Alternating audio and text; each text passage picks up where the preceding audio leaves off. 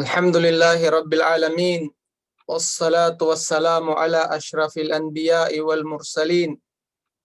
Wa ala alihi wa sahbihi wa man tabi'ahum bi ihsanin ila yaumiddin. Amma ba'd.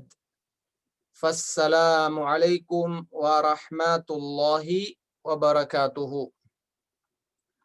Mga kapatid namin sa relihiyong Islam, ating purihin at pasalamatan ng Allah Subhanahu wa Ta'ala sa mga biyaya na binigay niya sa atin, at alhamdulillah binigyan niya pa tayo ng extension upang mabuhay o manatili dito sa ibabaw ng mundo at makalikom ng maraming kabutihan upang maging baon ito sa kabilang buhay. So mga kapatid namin sa Islam, sa araw na ito ating paalalahanan ang ating sarili o mag-advise sa ating sarili tungkol sa kahalagahan ng pagtauba o pagbabalik loob sa Allah Subhanahu wa Ta'ala o paghingi ng kapatawaran sa Allah Subhanahu wa Ta'ala. Una mga kapatid, ang Allah Subhanahu wa Ta'ala, inutusan niya tayo humingi ng kapatawaran sa Kanya. Mag-istighfar sa Kanya, magtauba sa Kanya. Ang sabi ng Allah Subhanahu wa Ta'ala, "Wastaghfirullaha innallaha ghafurur rahim." At humingi kayo ng kapatawaran sa Allah Subhanahu wa Ta'ala. Katotohanan ng Allah ay mapagpatawad at ang Allah Subhanahu wa Ta'ala ay maawain. Sa ibang verse, "Wa inistaghfiru rabbakum thumma tubu ilayhi." At wa anistaghfiru, at kayo ay humingi ng kapatawaran sa inyong Panginoon. Thumma tubu ilayhi, at magbalik loob sa inyong Panginoon. So kung titingnan natin dito, klaro o malinaw na ang salita ng Allah Subhanahu wa Ta'ala, ang utos niya sa atin. Ano ang gagawin? Kailangan nating humingi ng kapatawaran sa Allah Subhanahu wa Ta'ala. Ang pangalawa mga kapatid, ay anna Allah Azza wa Jalla madaha ahlahu. Ang Allah Subhanahu wa Ta'ala, kanyang itong proud ang Allah Subhanahu wa Ta'ala sa mga taong humihingi ng kapatawaran sa Kanya. Sobrang proud ng Allah Subhanahu wa Ta'ala. Isa ito sa mga biyaya sa atin bilang isang Muslim, ang humingi ng kapatawaran sa Allah Subhanahu wa Ta'ala, at tatandaan natin yon. Maging proud pa ang Allah Subhanahu wa Ta'ala sa atin pag ginawa natin iyon. So dito ang sabi ng Allah, "Wastaghfirina bil ashar."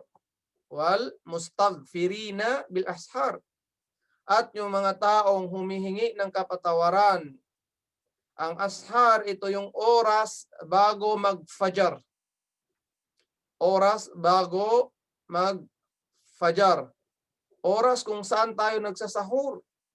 So dito, kapag humingi tayo ng kapatawaran sa Allah Subhanahu wa Ta'ala o magbalik loob tayo sa Allah, ito ay maging, o kasiyasiya ito sa Allah Subhanahu wa Ta'ala. Maging proud ang Allah Subhanahu wa Ta'ala sa atin. At siya ay, ipipraise niya tayo dahil sa gawaing natin iyon. And then, ang pangatlo, al-istighfar min sifatil muttaqin. Ang pangatlo, ang paghingi ng kapatawaran, mga kapatid, ay isa ito sa katangian ng mga taong may takot sa Allah Subhanahu wa Ta'ala. Kung gusto mo, i-title ka ng Allah na matakutin sa Kanya, na may takot sa Kanya, kailangan damihan at lagi tayo humingi ng kapatawaran sa Allah subhanahu wa ta'ala. Anong sabi ng Allah? Wasari'u ila magfiratin min rabbikum. At magmadali kayo na humingi ng kapatawaran sa inyong Panginoon. Wa jannatin arduhas samawati wal ardu uiddat lil muttaqin. At ang paraiso, ang lawak niya, parang lawak ng kalangitan at kalupaan. Uiddat lil muttaqin, at ito ay para reward ito sa mga taong may takot sa Allah subhanahu wa ta'ala. So tingnan nyo, kung dilagay doon sa huling verse ay nakaprepare ito para ito, reward ito sa mga taong may takot sa Kanya. At ang unang binanggit ay ang wasari'u ila magfiratin min rabbikum, ay yung magmadali tayo humingi ng kapatawaran sa Allah subhanahu wa ta'ala. Yun ang pangatlo. And then, ang pang-apat, anna Allah azza wa jalla yaghfiru liman istaghfar.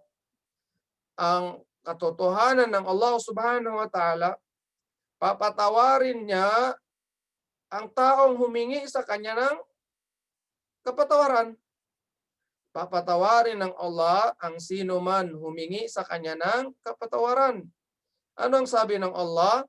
Wa may ya'mal su'an, ang sino mang gumawa ng masama, ng hindi kaaya-aya, aw yadhlim nafsahu, o inabuso niya ang kanyang sarili sa pagparami ng mga kasalanan, sa paggawa ng kasalanan, thumma yastaghfirillah, and then pagkatapos nun, humingi siya ng kapatawaran, humingi siya ng patawad sa Allah, yajidillaha gafurar rahima. Makikita niya ang Allah na siya ay maawain, na siya ay mapagpatawad, at siya ay maawain. So, kung gagawin natin, hindi tayo papatawarin ng Allah kung hindi tayo humingi sa Kanya ng patawad. Kung hindi tayo magbalik loob sa Kanya, saka natin makakamtan ang kapatawaran ng Allah subhanahu wa ta'ala. Panglima, mga kapatid, al-istighfar yajlib al-khairat wal-barakat wa yadfa'ul bala.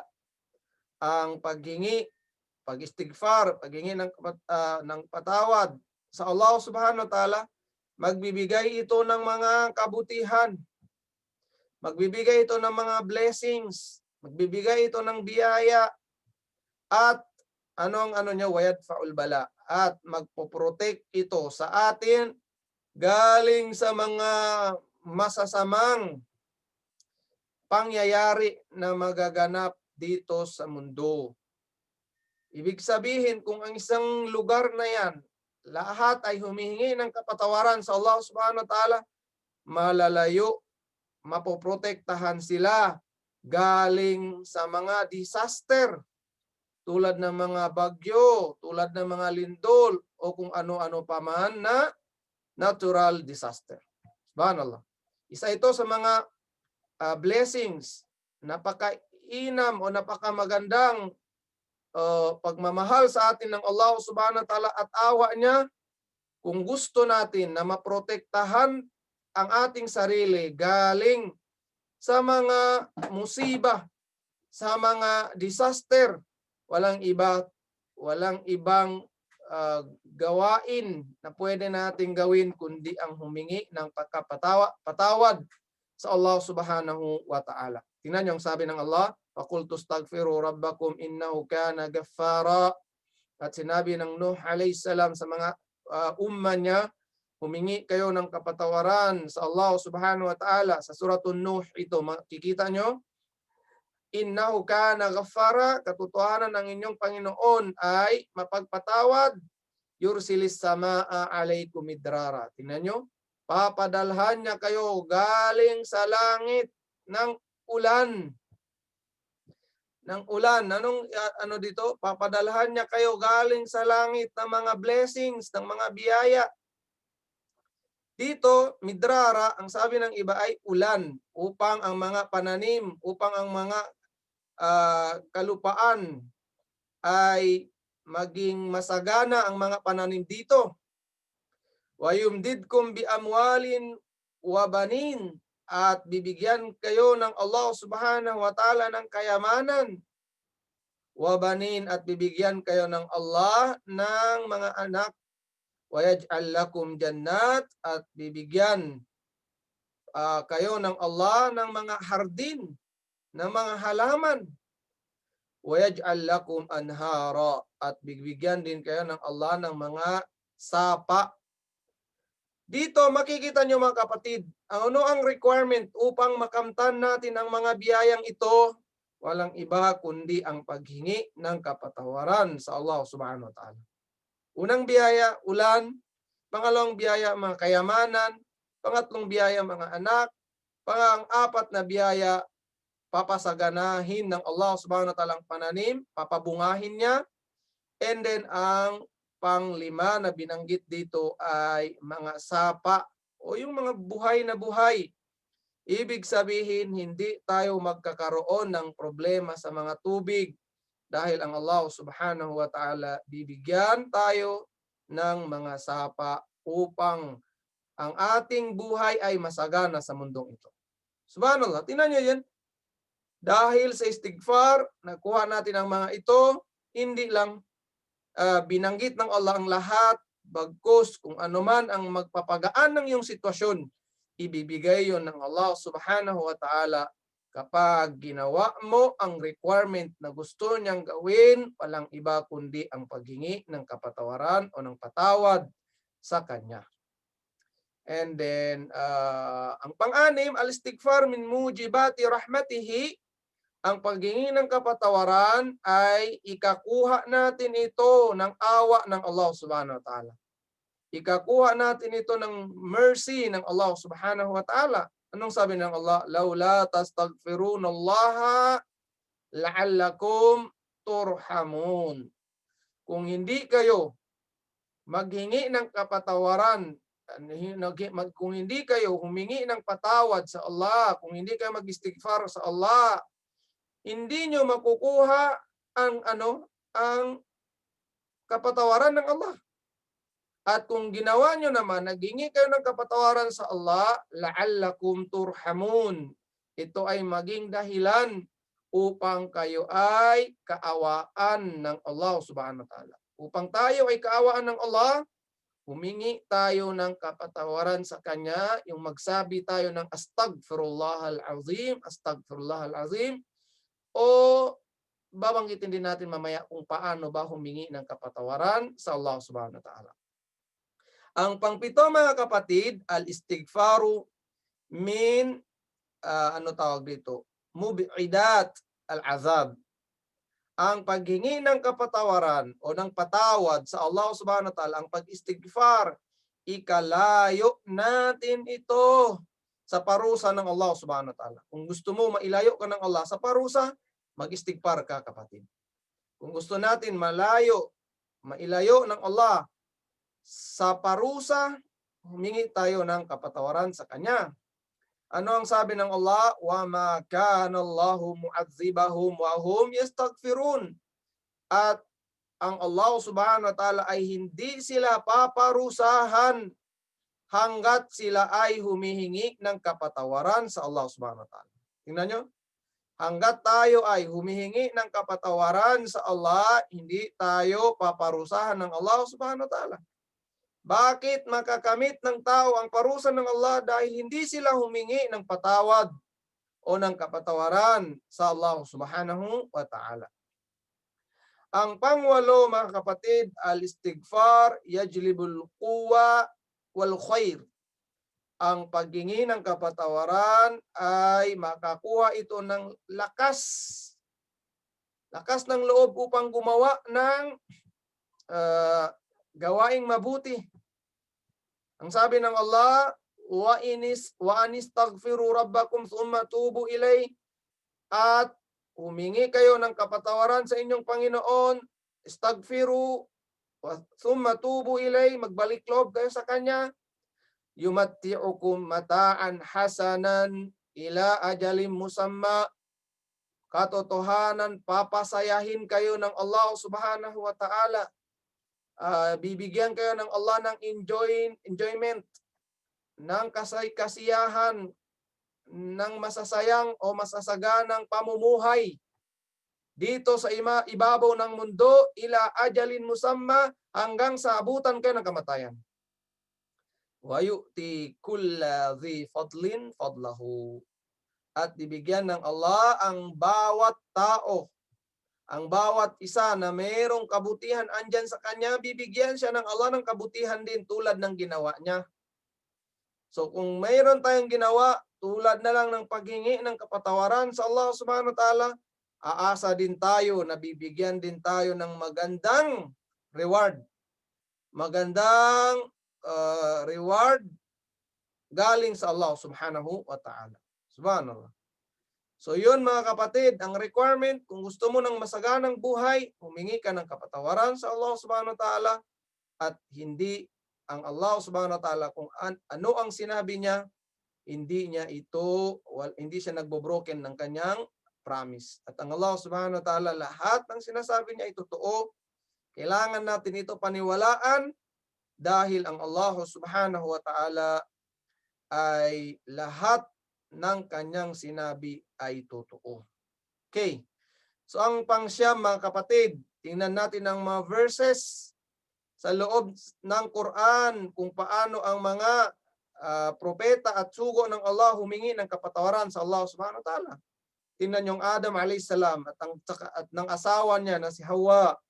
Sinabi nila, "Qala Rabbana, o aming Panginoon, zalamna anfusana, inabuso namin ang aming sarili, wa illam tagfir lana, at kung hindi mo kami papatawarin, wa tarhamna, at hindi mo kami kaawaan, lanakunanna minal khasirin, katotohanan kami ay isa sa mga taong lugi pagdating sa kabilang buhay."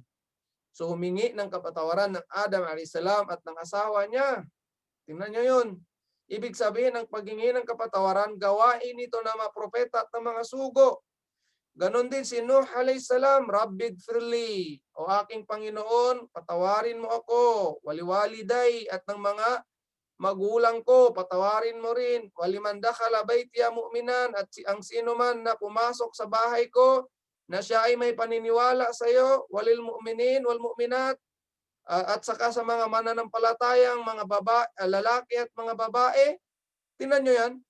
Humingi ang Nuh alayhis salam ng kapatawaran sa Allah Subhanahu wa Ta'ala. And then ang Musa alayhis salam, ganun din. Anong sinabi ng Musa alayhis salam? "Qala Rabbi inni zalamtu nafsi." Aking Panginoon, katotohanan ako ay inabuso ko ang aking sarili. "Faghfirli." Patawarin mo ako. Faghfaralah. At siya ay pinatawad ng Allah Subhanahu wa Ta'ala. Tinanat ang mga propeta, Musa alayhis salam, Nuh alayhis salam, andito pa si Shu'aib alayhis salam, "Wastaghfiru rabbakum thumma tubu ilay, inna rabbi rahimun wadud." Humingi kayo ng kapatawaran sa Allah, sa inyong Panginoon, at magbalik loob kayo sa Kanya. Katotohanan ng aking Panginoon, rahimun, maawain, at mahabagin. Shu'aib alayhis salam, and then si Salih alayhis salam, "Wa ila Thamud akhahum Salihan, qala ya qaumi ibudullaha ma lakum min ilahin ghairu, wa ansha'akum minal ardi wasta'marakum fiha fastaghfiruhu." At humingi kayo ng kapatawaran sa Kanya, sumatubo ilay, at magbalik loob kayo sa Kanya. So kung titingnan natin, lahat sila ay humingi ng kapatawaran sa Allah Subhanahu wa Ta'ala. Alin lang yan sa mga halimbawa na ibinigay natin sa mga propeta at mga sugo ng Allah na humihingi ng kapatawaran sa Allah Subhanahu wa Ta'ala. At inuutusan nila ang mga follower nila, ang umma nila, na maghingi din ng kapatawaran sa Allah Subhanahu wa Ta'ala. Tayo pa kaya ang hindi humingi ng kapatawaran o patawad sa Allah Subhanahu wa Ta'ala? Tulad din tayo ng mga umma nila, umma tayo ng propeta sallallahu alaihi wasallam, na nakakakamit o nakakagawa din ng kamalian o kasalanan. So, kailangan din natin gawin ito. Kung ginawa nila yon, mas dapat na tayo ay gagawa din ng ganito para sa kaligtasan natin. Hindi para sa kaligtasan ng iba, kundi sa kaligtasan ng ating sarili. Bago natin isipin ang kaligtasan ng iba, isipin muna natin ang kaligtasan ng ating sarili. Tingnan niyo, ang propeta Muhammad sallallahu alaihi wasallam, sinabi niya sa isang riwaya, wa inni la astaghfirullah fil yawmi mi'ata marra. Katotohanan, ako ay nag-istighfar, humingi ng patawad sa loob ng isang araw, mi'ata marra, 100 times. 100 beses siya humingi ng kapatawaran. Sa ibang riwaya naman, sinabi ng propeta sallallahu alaihi wasallam, wallahi inni, galing kay Abu Hurairah radhiyallahu anhu, sabi niya, narinig kong propeta sallallahu alaihi wasallam na nagsabi, wallahi, sinusumpa ko sa pangalan ng Allah na ako ay humihingi ng kapatawaran sa Allah, wa tubu ilay, at nagbabalik loob sa kanya sa loob ng isang araw, akthar min 70 marra. Dito binanggit niya, more than 70 times. Ganun ang propeta Muhammad sallallahu alaihi wasallam. So kung ang propeta sallallahu alaihi wasallam humihingi ng kapatawaran kay Allah subhanahu wa ta'ala, paano na kaya tayo? Humihingi siya ng patawad sa Allah kahit na sinabi pa niya. Anong sabi ng propeta Muhammad sallallahu alaihi wasallam? Gufira lahu ma taqaddama min dhanbihi. Pinatawad na ang kanyang kasalanan, mga naunang kasalanan, at kung mayroon man siyang huling kasalanan, napatawad na siya ng Allah subhanahu wa ta'ala, pero still nananatili pa rin ang propeta Muhammad sallallahu alaihi wasallam humihingi ng kasalanan kahit pinatawad na siya. Anong wisdom doon? Upang gayahin natin siya, upang maging modelo natin siya. Kahit siya ay pinatawad na ng Allah, gusto niya pa rin ipakita sa follower niya, sa mga tagasunod niya, na kailangan niyong gawin kung ano ang ginawa ko. Kahit nga ako ay pinatawad na, ay ginagawa ko pa rin ito. Paano na kaya kayo? Paano na kayo? Kung ako ginagawa ko to, mas dapat kayo ang gumawa nito. Parang ganun ang wisdom. Kung ginawa ng propeta yon, mas lalong-lalo na tayo dapat natin gawing iyon. Dahil walang sino man ang nagsabi na tayo ay napatawad na ng Allah. Wala. Wala kang makikitang verse na tayo ay pinatawad na ng Allah. Wala kang makikitang verse, hadith ng propeta na tayo ay pinatawad na ng Allah. Mas lalo na dapat natin damihan at dapat natin igihan ang paghingi ng patawad sa Allah subhanahu wa ta'ala. And then, nasabi ni Qatada rahimahullah, anong sabi niya? Inna hadhal Qur'an yadullukum ala da'ikum. Katotohanan, itong Qur'an, sinasabi na sa inyo kung ano yung mga sakit ninyo. Wadawaikum, sinasabi na sa inyo kung ano ang gamot sa inyong sakit. Fa'amma dawaukum, alam nyo ba?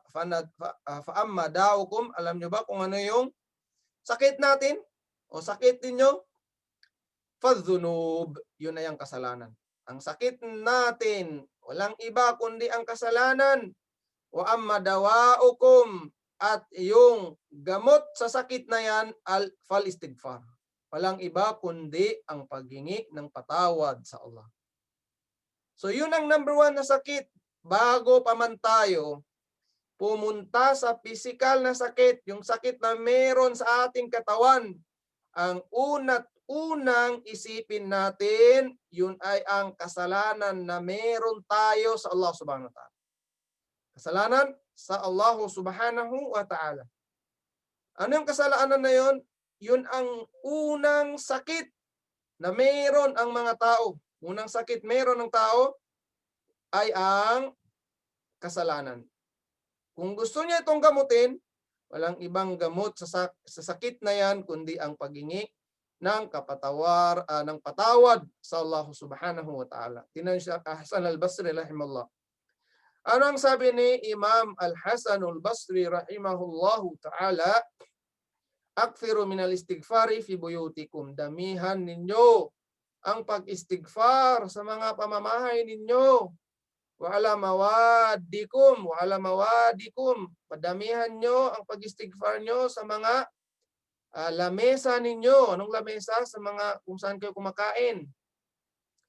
Wa fi turuqikum. At damihan nyo ang istighfar nyo sa mga daan. Kung saan kayo dumadaan.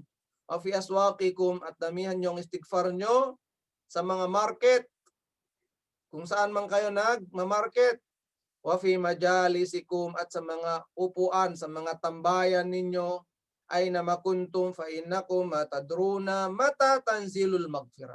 Katotohanan kasi, ano yun? Wa ay na makuntum, kahit saan pa, damihan ninyo paghingi ng patawad, pag-istighfar, katotohanan kayo ay hindi nyo alam kung kailan bababa o ibababa ng Allah ang kanyang kapatawaran o ang kanyang patawad, ang kanyang magfirah. So kung hindi natin alam kung kailan ito ibababa ng Allah, dapat saan mang lugar, sa anumang oras, ang paghingi natin ng kapatawaran sa Allah ay pinapanatili natin, pinapalagi natin yan. Galing naman kay Abul Minhal, anong sabi niya? Ma jawara abdun fi qabri min jarin khairun min istighfarin kathirin. Walang baon ang alipin o isasama niya sa kanyang tabi sa loob ng libingan. Kaya mas mainam, walang ibang mas mainam na baon, magiging katabi mo sa loob ng libingan, magpoprotect sa iyo sa loob ng libingan, kaysa sa pagparami ng istighfar. Kung marami kang istighfar, maging protection mo ito sa loob ng libingan. So, yun ay pinakamainam na baon din sa loob ng libingan ay ang paghingi ng kapatawaran o patawad sa Allah subhanahu wa ta'ala. Okay, so ngayon, paano ba humingi ng patawad sa Allah subhanahu wa ta'ala? Ang sabi dito, an yabdal abdu bithana'i ala rabbihi. Una, bago ka humingi ng patawad sa Allah, yung ipipraise mo muna ng Allah. Tulad ng alhamdulillah, ganon. O Allah, mahabagin ka. O Allah, maawain ka. O Allah, ikaw lang ang may karapatan na hingan namin ng patawad. Ganon. Thumma, ano yun? Al-i'tiraf bidanbihi. Pangalawa, anong gawin mo? Akuhin mo yung kasalanan na nagawa mo. Akuhin mo. Ya Allah, nakagawa ako ng ganito. Patawarin mo ako. Inaako ko yung kasalanan na yun. And then, pangatlo, O Allah, patawarin mo ako sa kasalanan na nagawa ko. Okay, kung ating tatandaan, naalala nyo rin to, yung Sayyidul Istighfar, yung leader, pinakamainam na babasahin. Kung humingi tayo, kapag tayo humingi ng kapatawaran sa Allah, yung galing kay Shaddad ibn Aus, kalugdan nawa siya ng Allah, sinabi ng propeta sallallahu alaihi wasallam, Sayyidul Istighfar, ang pinaka dakila na istighfar, leader ng istighfar, an yaqul al abdu, yung sasabihin ng alipin ng Allah, Allahumma anta rabbi, o Allah, ikaw ay aking Panginoon, wa ana abduka, at ako ay isang alipin mo lang. O Allah, ikaw ay aking Panginoon, wa ana abduka, at ako ay isang alipin mo lamang. La ilaha illa anta, walang ibang Panginoon na dapat sambahin maliban sa iyo. Khalaqtani, ako ay nilikha mo, wa ana abduka, at ako ay alipin mo, asbahtu ala ahdik, at ako ay mananatili sa pangako. Sa pangako mo. Ibig sabihin, ako ay, ang panang pangako dito? Yung pangako na sasambahin natin ang Allah subhanahu wa ta'ala. Wa wa'dika mastata'tu, habang mastata'tu, hanggat kaya ko. ang pangako mo ay aking gagampanan na ako ay alipin mo at ikaw ay aking Panginoon. Mastata'tu, gagawin ko ang aking makakaya upang magampanan. Dito magampanan ng ano, kung ano man ang amana na ibinigay sa atin ng Allah subhanahu wa ta'ala. A'udhu bika min syarri ma sana'tu. Ako ay humingi ng al-iyadha, humingi ng proteksyon galing sa mga kasamaan na aking nagawa. Ako ay pakupkop sa iyo, O Allah. Ako ay magpapakupkop sa iyo, O Allah, sa mga kasamaan na aking nagawa. Abu'u laka bini'matika alayya, at inaako ko ang mga biyaya na naibigay mo sa akin. Wa abu'u laka bidhanbi, at inaako ko na yung mga kasalanan na nagawa ko sa iyo. Faghfirli, ako ay iyong patawarin. Innahu la yaghfiru dhunuba illa ant. Katotohanan, walang iba magbibigay o makapagpatawad sa kasalanan na nagawa ko illa anta, kundi ikaw lamang. So yun ang Sayyidul Istighfar. Yun ang pinakamainam na words gagamitin ng isang alipin ng Allah kapag siya ay humingi ng kapatawaran sa Allah subhanahu wa ta'ala. Okay. So, babanggitin lang natin yung mga fawaid, yung mga benefit kapag ikaw ay laging nag-istighfar. Astaghfirullah, astaghfirullah al-azim, astaghfirullah al-azim. Kailangan kapag mag-istighfar ka, yung gumagalaw yung bunganga natin, yung dila natin, yung may sound na lumalabas na naririnig ng ating tainga. At huwag masyadong bilisan. Parang sobrang kailangan relax lang. Hindi kailangan yung sobrang para makarami lang. Hanggang hindi na mabanggit kung ano man yung word na gusto mong sabihin. Baka mamaya astag, naging ganun na. So paano yun? Paano tatanggapin ng Allah kung hindi correct ang ating pagka-pronounce? So astaghfirullah al-azim, astaghfirullah al-azim. Yung ganong siya, parang relax, meron kang peace of mind, may tranquility, may sakina. Ang una, nabanggit na natin al-istighfar, yajlib al-gaith, al-midral, al-mustaghfirin, wa yaj'alahum jannat, wa yaj'alahum anhara. Bibigyan tayo ng Allah ng tulong galing sa Kanya, tulad ng ulan. At bibigyan din tayo ng Allah ng mga hardin na punong-puno ng mga prutas o mga pananim, magbubunga ito. At mga sapa, nabanggit natin yan. Number 2, al-istighfar, yakunu sababan fi in'amillahi ta'ala. Ang istighfar maging dahilan upang biyayaan tayo ng Allah ng rizq, ng mga biyaya, ng daily sustenance natin. Kayamanan man yan o mga anak. And then, nabanggit din, tashilut ta'at, kung gusto mong gumaan, pagpagaan ito. So, ang taong lagi nag-istighfar, magaan sa kanyang pagsunod sa Allah. Wa kathratud du'a, at dadami pang mga dua na meron siya. Wa taysiru rizq, at pagpagaan ng rizq, ng biyaya, ng daily pamumuhay niya. And then ang pang-apat, zawalul wahsyati allati bainal insan wa bainallah. At mawawala matatanggal ang wahash. Yun ang wahash, yung mga pwedeng waswas, na masasamang waswas. Pwede rin yung mga evil na pag-iisip natin. Pag-iisip. And then, mawala yun dahil sa istighfar. Al-mustaghfir, tusaggiru dunya fi qalbihi. Ang laging nag-istighfar, ang parang lumiliit ang halaga ng mundo sa kanya. Lumiliit ang halaga ng mundo sa kanya. Isa sa mga benefit ng istighfar. And then, al-ibtiadu shayatin al-ins wal jin an. At lalayo sa iyo ang mga syaitan. Parehas tao man yan o jin, kapag lagi kang nag-istighfar, lumalayo yan sila sa iyo. Hindi yan lalapit sa iyo. And then, pang-pito, maramdaman mo ang tamis ng paniniwala at pagsunod sa Allah. Pang-walo, husulu mahabbatillahi ta'ala. Makukuha mo ang pagmamahal ng Allah.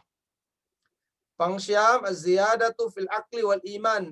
Yung pag-iisip mo mas maging mas maging matinik pa yan, mas malalim pa yan, at ang paniniwala mo mas tataas pa yan, ang iman. Taysiru rizq wa dhihabul ham wal gham wal huzun. So parang pag laging nag-istighfar, mawawala yung mga problema, yung mga kalungkutan, mawawala yan. Ang pang-11, ikbalullahi alal mustaghfir wa far'i bi taubatihi. Matutuwa ang Allah. So kung gusto mo ang Allah matutuwa sa iyo, magtauba, mag-istighfar ka. At tatanggapin niyo ng Allah subhanahu wa ta'ala. Wa idza mata talaqqatul malaika bil busyra min rabbi. Kapag namatay ang taong laging nag-istighfar, merong anghel, malaikatur rahma, sasalubong sa kanya at magbibigay sa kanya ng glad tidings. Anong glad tidings? Yung bang napakaswerte mo, ganun. Parang magbibigay sa kanya ng good news. Ang pang-13, idza kana yawmal qiyamah kana an-nas fil har wal irq. Kapag nasa araw ng paghukom, yung mga taong wala sa kaluguran ng Allah, wala diyan sa kanyang kaluguran ng Allah, wala diyan sa kanyang awa ng Allah, anong mangyari sa kanya? Nasa loob siya ng init at nagpapawis siya sa sobrang init o sa sobrang higpit ng sitwasyon doon. And then yung taong nag-istighfar, maraming istighfar, pasisilungin siya ng Allah subhanahu wa ta'ala sa anino ng kanyang trono. Pang-14, insarafan nas il mawqif kana al-mustaghfir min ahli al-yamin ma'awliya illahi ta'ala al-muttaqin. Magkakasama ng mga nag-istighfar doon sa araw ng paghukom, ang kasama na yung mga muttaqun, ang mga may takot sa Allah at kasama sa mga ahlul yamin. Pang-15, tahqiqu taharatil fard wal mujtama' min al-af'al as-sayyi'ah. So makakamit natin ang kalinisan ng bawat isa sa kasalanan. And then kapag ang bawat isa ay laging nag-istighfar, maging malinis din ang mujtama, ang society. Galing saan? Sa kasalanan. So kung gusto natin ng kalinisan, unahin natin ito sa pag-istighfar. And ang pang-16, du'a hamalati arshi rabbinal karimilah, at ang paghingi o pagpe-pray ng mga tagabuhat ng trono ng Allah subhanahu wa ta'ala, tagabuhat ng trono ng Allah subhanahu wa ta'ala, saan? Tagabuhat. Anong gagawin nila? Hihingan nila ng kapatawaran o hihingan nila ng kaawaan o hihingan nila ng kaawaan, kapatawaran at hidayah o guidance o proteksyon galing sa Allah subhanahu wa ta'ala yung mga taong laging nag-istighfar. So yun mga kapatid, ang nakuha natin sa araw na ito. Nawa nakakuha tayo, may aral tayong napulot, o nawa maging dahilan yon upang tataas o magcha-charge ang ating iman o paniniwala sa Allah subhanahu wa ta'ala, at maging dahilan upang maging masigasig pa tayo at maging masipag sa paggawa ng kabutihan o sa pagsamba sa Allah subhanahu wa ta'ala, sa pagsunod sa mga pinag-uutos ng Allah at sa paglayo sa mga ipinagbabawal ng Allah Subhanahu wa Ta'ala. Nawa idua natin sa Allah ang pandemic na ating dinaranas ngayon ay alisin na ng Allah Subhanahu wa Ta'ala.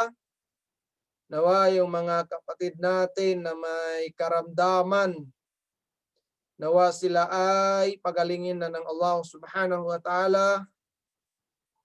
At ihingi din natin sa Allah mga kapatid natin sa Islam na mayroong mga pagsubok na binigay o sinusubukan sila ng Allah Subhanahu wa Ta'ala na malampasan nila. At hanggang dito na lang. Kita-kita tayo next week inshallah Subhanahu wa Ta'ala. Subhanakallahumma wa bihamdik. Nashhadu an la ilaha illa anta nastaghfiruka wa natubu ilaik. Birahmatika ya arhamar rahimin. Walhamdulillahi rabbil alamin. Wassalamualaikum warahmatullahi wabarakatuh.